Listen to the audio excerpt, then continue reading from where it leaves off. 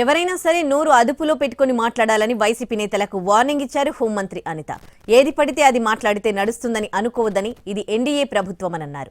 మా పార్టీలో అంతర్యుద్ధమేమీ లేదని, ముందు మాధవ్ అతని పార్టీలో ఉన్న అంతర్యుద్ధం సంగతి చూసుకోవాలని అన్నారు.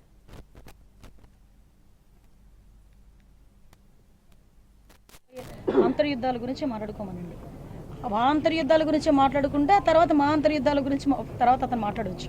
కానీ ఒకటి మాత్రం క్లియర్గా చెప్తున్నామండి, నాకు నోరుంది కదా నోటికి వచ్చినట్టు మాట్లాడేస్తాను అని అనుకోవడానికి ఇంతకు ముందు గవర్నమెంట్ కాదు. ప్రజల్ని రెచ్చగొట్టే విధంగా మాట్లాడడం కానీ, సమాజంలోని ఇబ్బందులు పడే విధంగా, సమాజంలో ప్రజలు కూడా ఇబ్బంది పడే విధంగా కనుక మాట్లాడే పరిస్థితి ఉంటే కనుక వాళ్ళ మీద ఎట్టి పరిస్థితి చట్టపరమైన చర్యలు తీసుకోవడానికి ఎక్కడా కూడా బ్యాక్ స్టెప్ వేసే పరిస్థితి అయితే ఉండదు. ఒకటి మాత్రం చాలా క్లియర్గా గుర్తుంచుకోవాలి, ఇది మీ గవర్నమెంట్ కాదు.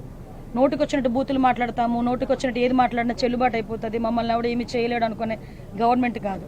ఇది ఎన్డీఏ గవర్నమెంట్. ఎన్డీఏ గవర్నమెంట్లో తప్పు చేసిన వాడు ఎవడైనా కూడా శిక్ష ఒకలాగే ఉంటుంది. నువ్వు నోటికి వచ్చినట్టు రెచ్చగొట్టే విధంగా మాట్లాడతాము, దానికి మాకు సంబంధం లేదు, మీరు మమ్మల్ని ఏమీ చేయలేరంటే కనుక ఊరికనే ప్రసక్తి అయితే ఉండదు.